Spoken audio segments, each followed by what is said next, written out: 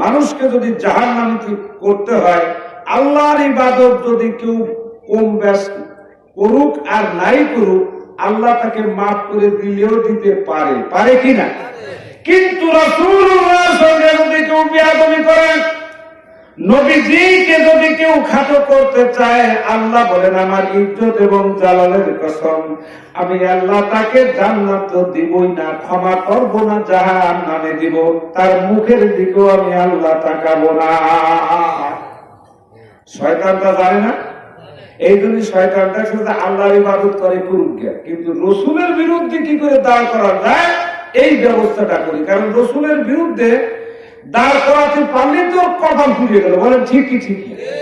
এই জন্য দেখেন ফাইলতে বলতেছে এই কাজে রসুল নূরের তৈরি, সর্বনাশ, কি হয়েছে, মুশরিক হয়ে গেছে না, ওরা মুশরিক হয়ে গেছে। আহা, রাসূলুল্লাহ নূরের তৈরি গুলো তো মুশরিক হয়ে গেছে। এরপর আপনার কথা শুনে নেই, এর আগে কথা বল না কেন? আহারে, ফেরেশতারা নূরের তৈরি, এখানে কোনো কথা নেই। আপনারা জানেন রাসূলের 4টে মেয়ে ছিল, কয়টা? আমার কথা একটু সাড়া দিতে হবে। কয়টা মেয়ে ছিল? 4টা মেয়ে। এই 4টে মেয়েকেই নূর বলা হতো। জোরে বলেন সুবহানাল্লাহ। আরে চিল্লাও বলতে সুবহানাল্লাহ। এই 2টা নূর একজন লোক বিয়ে করে, একটা মরে যাওয়ার পরে আর একটা বিয়ে করে, তিনি হচ্ছেন হযরত উসমান। এই জন্য ওনার উপাধি ছিল হযরত উসমান জিন্নুরাইন। হাদিসের মধ্যে লেখা আছে হযরত উসমান জিন্নুরাইন। জিন্নুরাইন শব্দের শাব্দিক অর্থ হচ্ছে ডবল নূরের অধিকারী। জোরে বলেন সুবহানাল্লাহ। এই হাদিস দ্বারা বোঝা গেল হযরত রাসূলের মেয়ে 4টেও কি, যেখানে ওনাকে জিন্নুরাইন বলা হলো, ডবল নূরের অধিকারী বলা হলো, এখানে কোনো কথা নাই। কিন্তু রাসূলের বেলায় গেলি সেই জায়গা ফাঁসা। দেখছেন অবস্থাটা কি? আহা, মানুষের কপাল পুড়ছে কি এমনি, কপাল এমনি পড়ে নাই। এখন যদি পুরা কপাল জোড়া লাগাতে হয়, তাহলে একমাত্র রাস্তা আছে বিশ্ব নবীকে সেই নবী হিসেবে গ্রহণ করে দেওয়া। জোরে কর ঠিক কি ঠিক না? যতক্ষণ পর্যন্ত রাসূলকে একটু হেউ প্রতিপূর্ণ করে খানায় কাবার মধ্যেও যদি তাকবীর দিতে দিতে পারে, অবশ্য বেশক জাহান্নামে যাবে। কোন রকম কোন মাসালা আছে এখানে? শয়তান সেটি জানি শুনে ওই একটা জায়গায় গেছে। আমি ওয়াজের আগে একটা কথা বলে নেই, রাসূলুল্লাহ এই কিয়ামতের আলামত সম্পর্কে, এই যে বর্তমান কি রোগ চলতেছে, করোনা, এই করোনার কথাটা কোরআনে কারীমের মধ্যে আল্লাহ তাআলা ১৫০০ বছর আগেই দিয়ে দিয়েছে। কত বছর আগে দিয়ে দিয়েছে? ১৫০০ বছর আগেই দিয়ে দিয়েছে। এইটা যখন প্রকাশ পেয়ে যাবে লোক সমাজে, ডাক্তার বৈজ্ঞানিকরা যখন রোগরে ধরবে এবং ঔষধ তৈরি করবে, কোরআনে কারীমের মধ্যে লিখেছেন যে তারপর আর একটা আসবে, তরমুজ দানার মতো পড়তে থাকবে, সেই রোগ নতুন রোগ, নামও জানবে না, এরা একটা বানায় নেবে না।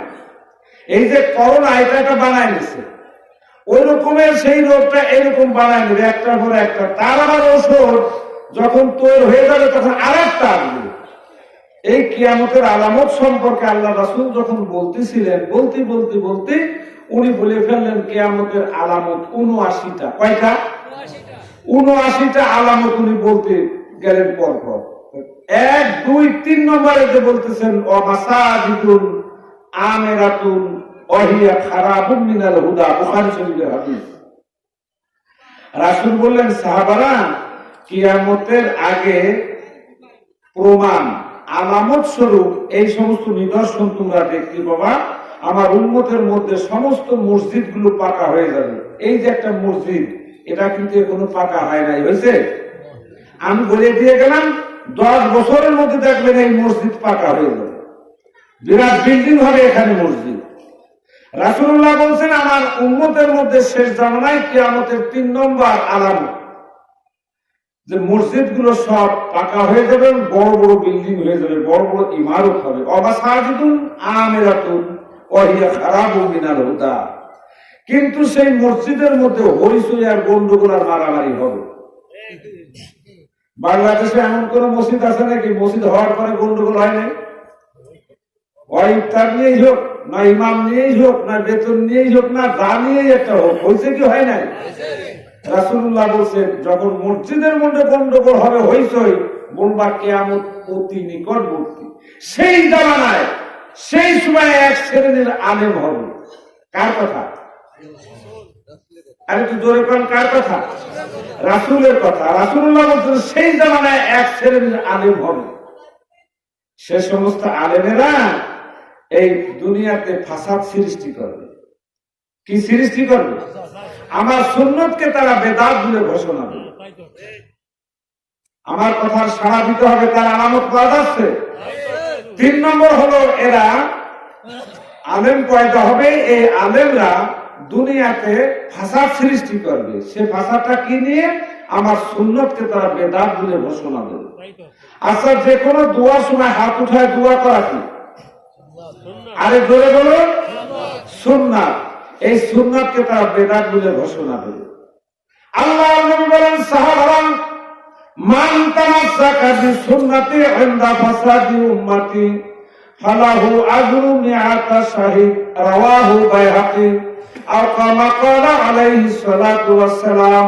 উম্মতেরা শুনে রাখো, ওই ফাসাদের জামানায় যদি কেউ আমার একটা সুন্নতকে জিন্দা রাখে, আমার একটা সুন্নতকে পালন করে, কিয়ামতের ময়দানে মুসিবতের সময় আমার আল্লাহ তার আমলনামায় 100 শহীদের মর্যাদা দিয়ে দেবে।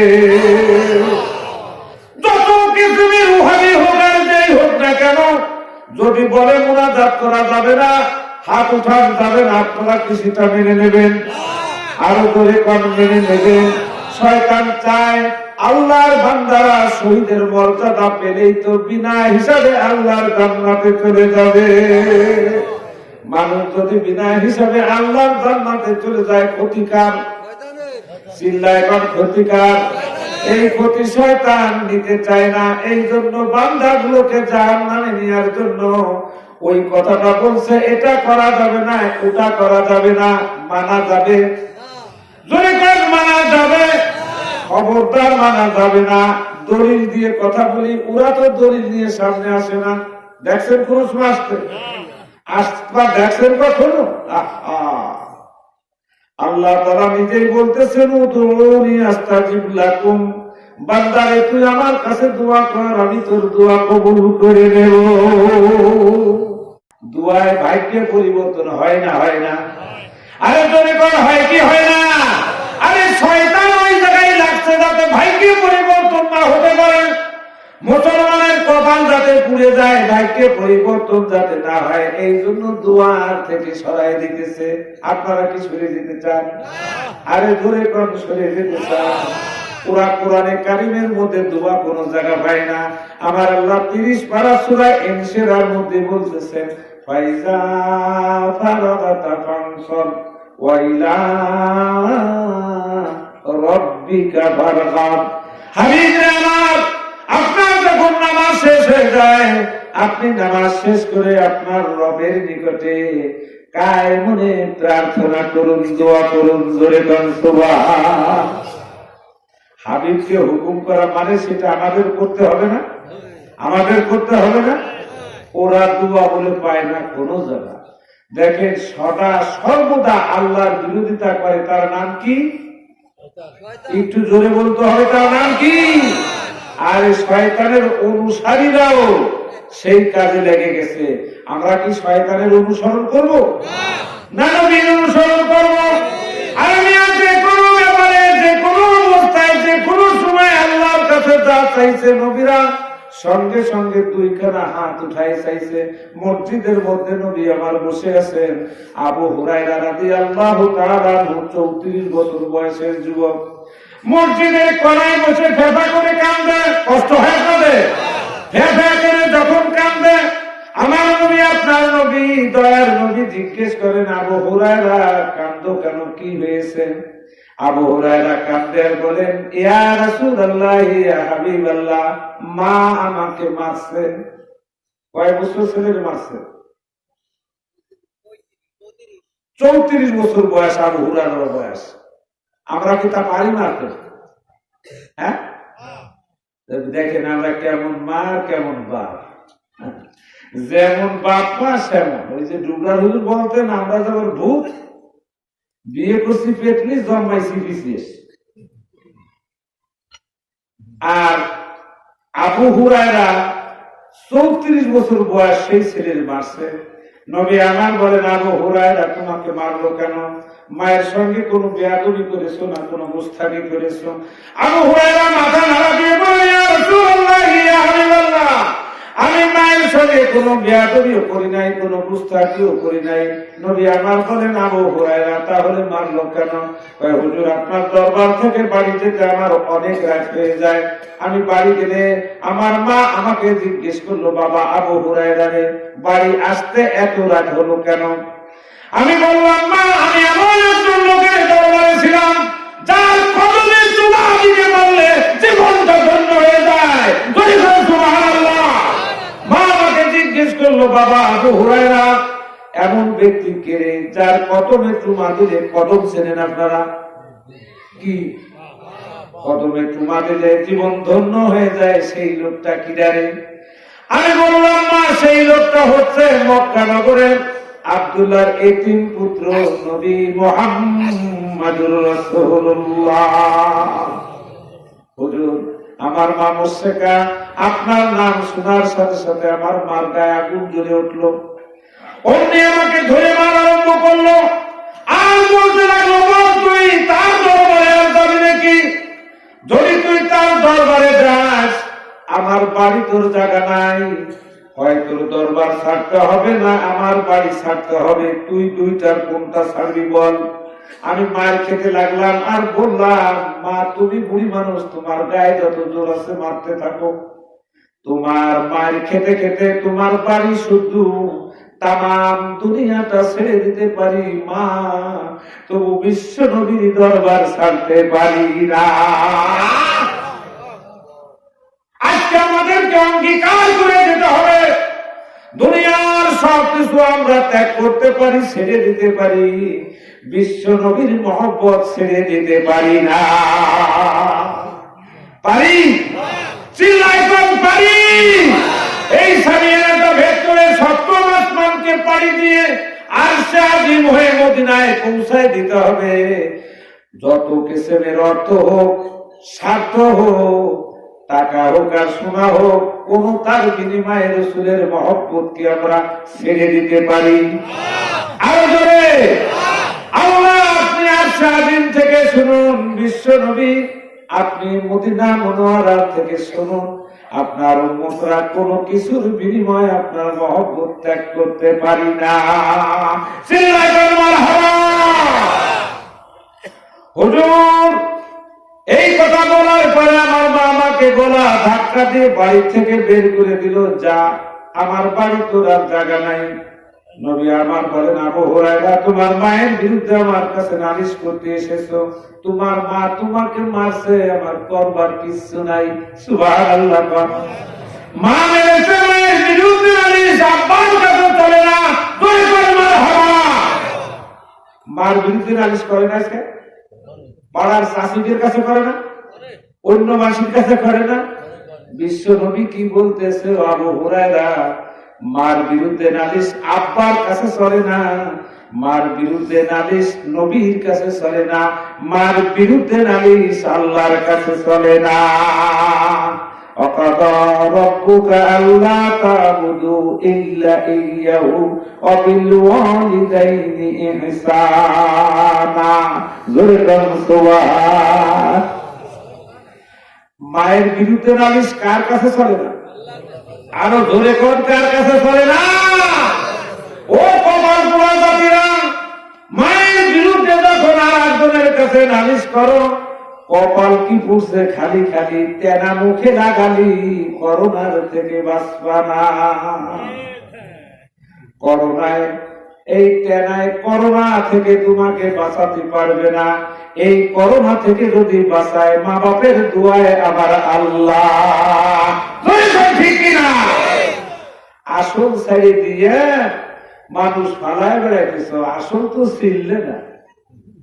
আবু হুরায়রা, আল্লাহর নবী বলেন, আবু হুরায়রা, মার বিরুদ্ধে তুমি আমার কাছে নালিশ করতে আসছো। আবু হুরায়রা বলেন, ইয়া রাসূলুল্লাহ, ইয়া হাবিবাল্লাহ, না, আমি মায়ের বিরুদ্ধে আপনার কাছে কোনো অভিযোগ করতে আসি নাই, নালিশ করতে আসি নাই। আবু হুরায়রার কথা শুনে নবী বলেন, আবু হুরায়রা, তাহলে কেন আসছো? আমি আসছি যে আল্লাহর নবী যে কোনো ব্যাপারে আল্লাহর কাছে দোয়া করলে সঙ্গে সঙ্গে দোয়া কবুল হয়ে যায়। হুজুর, আমি বড় আশা করে আসছি, আমার মা মুশরিকা, আমার মার হেদায়েতের জন্য আপনি আল্লাহর কাছে একটু দোয়া করে দেন, আল্লাহ যেন আমার মাকে হেদায়েত নসিব করে দেয়। আবু হুরায়রার কাকুতি মিনতি দেখে বিশ্ব নবীর সহ্য হলো না, সঙ্গে সঙ্গে দুইখানা হাত উঠাইয়া দোয়া করলেন, আল্লাহুম্মা ইহদি উম্মা আবু হুরায়রা, হে আল্লাহ, আমি আপনার হাবিব, আপনার রাসূল, আপনার দোস্ত, আপনার কাছে দোয়া করি আবু হুরায়রার মাকে আপনি হেদায়েত করে দেন। আবু হুরায়রা অমৃত আরম্ভ করলেন বাড়ির দিকে। প্রতিমধ্যে নবীর সাহাবীরা দেখেন আবু হুরায়রা দৌড়ায়, জীবনে কোনোদিন তাকে লাফঝাপ দৌড় দিতে দেখি নাই। আজকে আবু হুরায়রা পাগলের মতো দৌড়ায়, কারণটা কি? এক সাহাবা পিছন থেকে দৌড়ায়া জামাটা টেনে ধরছে, বলছে, আবু হুরায়রা দৌড়াও কেন, কি হয়েছে? বাড়ি কোনো বিপদ হলো নাকি? আবু হুরায়রা তার হাত থেকে জামাটা টান দিয়ে বের করে বলতেছে, ও আল্লাহর নবীর সাহাবীরা, আমাকে দৌড়াইতে দাও, বাধা দিও না, আমি দৌড়াইয়া বাড়ি যে দেখতে চাই আমি আবু হুরায়রা আগে বাড়ি পৌঁছালাম না আল্লাহর নবীর দোয়াটা আমার বাড়ির আগে পৌঁছাইয়া যায়। আল্লাহর নবী দোয়া করলেন কিভাবে? কথা কর। আল্লাহর নবী যেটা করছে আমরা সেটা করব না উল্টো করব? আল্লাহর নবী হাত উঠায় দোয়া করলেন, আল্লাহুম্মা ইহদি উম্মা আবু হুরায়রা, হে আল্লাহ, আমি তোমার নবী, তোমার কাছে দোয়া করি আবু হুরায়রার মাকে তুমি হেদায়েত নসিব করে দাও। শুধু মুখে বললেও তো পারতেন, বলেন ঠিক কি ঠিক না? আমার নবী তা না করে কি উঠালেন? আরো ধরে কি উঠালেন? এখন আমরা তখন যে কোনো অবস্থায় দোয়া করবো কি উঠাইয়া? আরো ধরে কি উঠাইয়া? আমি নিয়ে জানি আমার বলেন সাহাবারা, শুনে রাখো, মান তাসাব্বাহা বিকওমিন ফাহুয়া মিনহুম, যার কারণের সাথে, যার রেওয়াজের সাথে, যার চাল চলনের সাথে, যার নিয়মের সাথে, যার নিয়ম মিল খাবে, কিয়ামতের দিন তার সাথে তার হাসর হইয়া যাবে। বিশ্ব নবী হাত উঠায় দোয়া করেছেন, আমরাও হাত উঠায় দোয়া করব, কিয়ামতের দিন বিশ্ব নবীর সাথে আল্লাহ আমাদের হাসর নসিব করে দেবে। জোরে কর সুবহানাল্লাহ, আল্লাহ সুবহানাল্লাহ।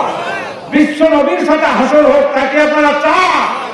তাহলে নবীর অনুসরণ অনুকরণ করতে হবে। রাজি আছি কি? যদি কেউ এসে পায় না, হাত উঠান যাবে না, মুখে বললেই হবে, আমরা কি সেটা মেনে নেব? না, নবী তো আমার সব সময় হাত উঠায় দোয়া করছেন। আবু হুরায়রা দৌড়ায় বাড়ি গেলেন, বাড়িতে ঘরের দরজায় ডাক দিলেন, মা। ঘরের ভিতর থেকে আওয়াজ হলো, কে? আবু হুরায়রা বলতেছেন, মা, আমি তোমার আবু হুরায়রা আবার ফিরে এসেছি। মা বলতেছেন, বাবা আবু হুরায়রা রে, একটু অপেক্ষা করো, দরজা খুলিতেছি। জোরে কর সুবহানাল্লাহ। মা আমার বৃদ্ধা বুড়া মানুষ, মাথার চুলগুলো পেকে সাদা হয়ে গেছে, মার মাথার চুলের ভিতর থেকে টপকে টপকে পানি পড়ছে। মা আমার ঘর থেকে বেরিয়ে আমাকে গলায় ধরে হাও মাও করে কাঁদতে লাগলো, আর বলতে লাগলো, বাবা আবু হুরায়রা রে, তুই তো কোনো খারাপ লোকের কাছে যাস নাই। জোরে কর সুবহানাল্লাহ, আরো জোরে সুবহানাল্লাহ। তুই তো কোনো খারাপ লোকের কাছে যাস নাই। বাবারে, তোকে মারার পরে আমার বড় অশান্তি লাগছে, আমার ভালো লাগে নাই, অশান্তিতে আমি আর ফিরতে পারি নাই। ওযু করেছি, গোসল করেছি, আর দেরি করিস না, আমাকে নিয়ে চল বিশ্ব নবীর দরবারে, আমিও কলেমা পড়ে মুসলমান হব, পড়ে নিব লা ইলাহা ইল্লাল্লাহু মুহাম্মাদুর রাসূলুল্লাহ সাল্লাল্লাহু। দোয়ায় কাজ হয়, দোয়ায় কাজ হয়। দোয়ায় যদি কাজ নাই হতো রে মিয়া, এসএসসি পরীক্ষার সময় আসতো না যে হুজুর দোয়া করেন, বা পাইছে হুজুর আমার ছেলেটা পরীক্ষা দিতে দোয়া করেন। দোয়া চাই কি চায় না? আরে দোয়ায় কাজ হয় কি হয় না? নবী আমার মসজিদ নববীতে দাঁড়িয়ে বলতেছেন, সাহাবারা, এক শ্রেণীর মানুষ গুনাহ নিয়ে কবরে যাবে, কিন্তু কিয়ামতের দিন হাসরের ময়দানে বেগুনাহ হয়ে দাঁড়িয়ে যাবে। সুবহানাল্লাহ। তো আসতে কে রোজা ছিলেন নাকি? আরো বলে বলতে হবে সুবহানাল্লাহ। আরে মিয়া গুনাহ নিয়ে কবরে যাইয়া সেই লোকটা হাসরের ময়দানে বেগুনাহ হয়ে উঠে দাঁড়াবে, সহজ কথা না। এর সুবহানাল্লাহ আকাশ সমান হবে, আর শাহিন সমান হবে। যদি কোন সুবহানাল্লাহ। সাহাবায়ে কেরাম দাঁড়িয়ে গেলেন, বলেন, ইয়া রাসূলুল্লাহ, ইয়া হাবিবাল্লাহ, আপনি বলেছেন যা মাতাল ইনসানু ইনকাতা আনহু আমালুহু, মানুষ যখন মরে যাবে তখন তার সবকিছু বন্ধ হয়ে যাবে, ভালো কাজও করতে পারবে না, খারাপ কাজও করতে পারবে না। না পারে? পারে। সে তো কিছুই করতে পারবে না। গুনাহ মাফ হবে কিভাবে? নবী আমার বলেন, ও আমার সাহাবীরা শুনে রাখো, সন্তানগুলো দুনিয়ায় রেখে আসবে, এই সন্তানেরা ভালো ভালো কাজ করবে, আর মা বাপের জন্য তুই খানা হাত উঠায়া আল্লাহর দরবারে কাঁদবে আর বলবে, রব্বির হামহুমা কামা রাব্বায়ানি সগীরা। সন্তানদের এই ভালো ভালো কাজ, সন্তানদের এই দুয়ার কারণে আল্লাহ তাআলা মা বাপের তামাম জীবনের গুনাহ মাফ করে বেগুনাহ করে উঠাবে।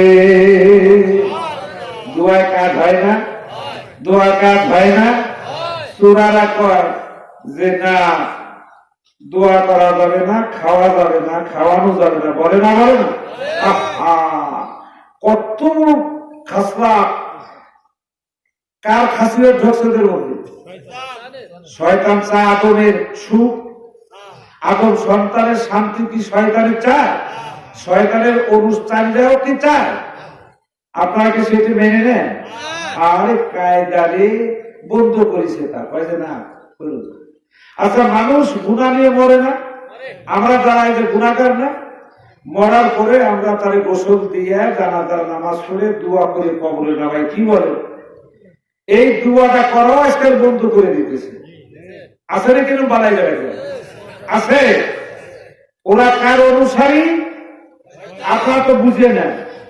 হযরত উমামা রাদিয়াল্লাহু তাআলা আনহু একদিন রাসূলুল্লাহকে জিজ্ঞেস করলেন, ওয়ান উমামা রাদিয়াল্লাহু তাআলা আনহু قال قيل يا رسول الله اي الدعاء اسمع قال ذبح الليل لأخي ودبور الصلوات المكتوبة رواه الترمذي او كما قال عليه الصلاه والسلام। হযরত উমামা রাদিয়াল্লাহু তাআলা আনহু বলেন, আমি নবীকে জিজ্ঞেস করলাম, ইয়া রাসূলুল্লাহ, কোন সময়কার দোয়া তাড়াতাড়ি কবুল হয়? আল্লাহ রাসূল তখন বললেন, উমামা শুনে রাখো, ক্বালা যাওফুল লাইলি লাকি ওয়া দুবুরাস সালাওয়াতিল মাকতুবা, শেষ রাতের দোয়া আর ফরজ নামাজের পরের দোয়া। ধরে কর সুবহানাল্লাহ, খুব তাড়াতাড়ি কবুল হয়। আচ্ছা, জানাজার নামাজ সুন্নত না নফল? কথা কম জোরে কর। আরে মিয়া ফরজ নামাজ আপনারা নিয়ত করেন নাই? নাওয়াইতু আন উওয়াদ্দিয়া লিল্লাহি তাআলা আরবা তাকবীরাতি সালাতিল জানাজা ফারদুন কিফায়া শব্দটা বসাইছে কে তাকে আপনারা জানেন? এটা আমাদের জন্য স্যাক্রিফাইস করছে বিশ্বনবী।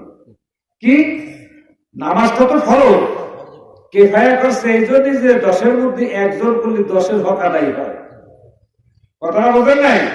এই জন্য কিফায়া, কিন্তু আসলে তো ফরজ। কথা কন না কেন? আসলে তো ফরজ। এই ফরজ নামাজের শেষ করে আমরা আত্মীয় স্বজন বাপ সামনে কাপড়ের কাপড় দিয়ে বাঁধা, ওই সময় যতটা না মায়া, যতটা না মহব্বত, পরে কি তা থাকে? এই যে তাদের বাপ মা মরা আছে, যে আছে না নাকি? মরবার সময় যে কয় করে নামাবার সময় যে ঠেকছিল, ওই যখন জানাজা করছিলাম সামনের উপর যে ঠেকছিল, যখন নিয়ে যায় যেমন লাগছিল, এখন কি তা লাগে? কথা কন, অনেক কমে গেছে। তো যখন মহব্বত বেশি ছিল সেই সময় দোয়াটা ভালো হবে না? সামনের উপর বা পালঙ্গের খাটের উপর শুয়ে আছে, কাপড়ের কাপড় দিয়ে লাগানো, ওলামায়ে কেরাম নিয়ে বাবা সন্তানরা দোয়া করতেছে, আল্লাহ আমার আব্বা যা জীবনে করেছে যদি কোনো গুনাহ করে থাকে তোমার কাছে মাফ চাই, মাফ করে দাও। আল্লাহ আমার আব্বার মুনকির নাকিরের সওয়ালের দরটা সহজ করে দাও। আল্লাহ আমার আব্বার কবরটাকে জান্নাতের টুকরা বানায়া দেও। অনেক লোক একসাথে দোয়া করতেছে, যদি কারো দোয়া কবুল হয়ে যায় তাহলে তার কি আর মুনকির নাকিরের সওয়ালের জব কঠিন হবে নাকি? চিল্লায় কাম কঠিন হবে নাকি? কবরে যখন আমার হবে, নবী আমার বলেন ইয়াতিহি মালাকানি ফাইজ লিসানিহি ফায়াকুলানি লাহু মার রাব্বুক। যখন তোমার আত্মীয় স্বজনেরা কবরে রেখে 40 কদম চলে যাবে, অমনি দুইজন ফেরেশতা ঢুকে তোমাকে আস্তে বসাবে, চিৎকারে শুয়ে থাকতে দেবে না, আস্তে উঠায় বসায় বলবে ফায়াকুলানি লাহু মার রাব্বুক। বড় বড় তোমার রবকে, আমাদের রবকে, আরো বলতে হবে রবকে। ফায়াকুলানি লাহু মার রাব্বুক। যখন দোয়া করছে আল্লাহ মুনকির নাকিরের সওয়ালের জব সহজ করে দাও, আল্লাহ যদি দোয়াটা কবুল করেই ফেলেন ওর জন্য সহজ হবে কি হবে না? তখন তার জবান থেকে বেরিয়ে যাবে ফায়াকুলু রব্বি আল্লাহ। সুবহানাল্লাহ। পরে আবার জিজ্ঞেস করি, বলো তুমি কোন ধর্মের মানুষ, কোন ধর্মের? দোয়া করছি কবুল হয়ে গেছে, আল্লাহ কবুল করছেন, জবান থেকে বেরিয়ে গেছে দ্বীনুল ইসলাম। জোরে বলুন সুবহানাল্লাহ। 3 নম্বর প্রশ্ন, ওই মুনকির নাকির বলবে ফায়াকুলানি মা হাদা রাসূলুল্লাহ বিইসা ফিকুম। দেখো তো এই লোকটাকে চেনো নাকি যাকে তোমাদের মাঝে পাঠানো হয়েছিল? আর যদি আমরা নবীকে মহব্বত করি, ভালোবাসি, নবীর উপর দুরূদ ও সালাম আবেগ ভরা কণ্ঠে নেই, সেই নবীকে দেখার সাথে সাথে মহব্বত চিনায় দেবে কি দেবে না? আর দেবে কোন দেবে কি দেবে না? ওই মুর্দা কবর থেকে শাহাদাত আঙ্গুল দিয়ে বলবে হুয়া রাসূলুল্লাহ সাল্লাল্লাহু আলাইহি ওয়াসাল্লাম। এই কথাটা বলার সাথে সাথে আসমান থেকে আমার আল্লাহ কি বলবে শুনে রাখেন, অফিহি ফায়ুনাদি মুনাদিন মিনাস সামাই আন সাদাকা আবদি ফাফরিশুহু মিনাল জান্নাহ ওয়া আলবিসুহু মিনাল জান্নাহ আফতাহু লাহু বাবান ইলাল জান্নাহ। জোরে কর সুবহানাল্লাহ। এই নাকি জোর? আরো জোরে কর সুবহানাল্লাহ।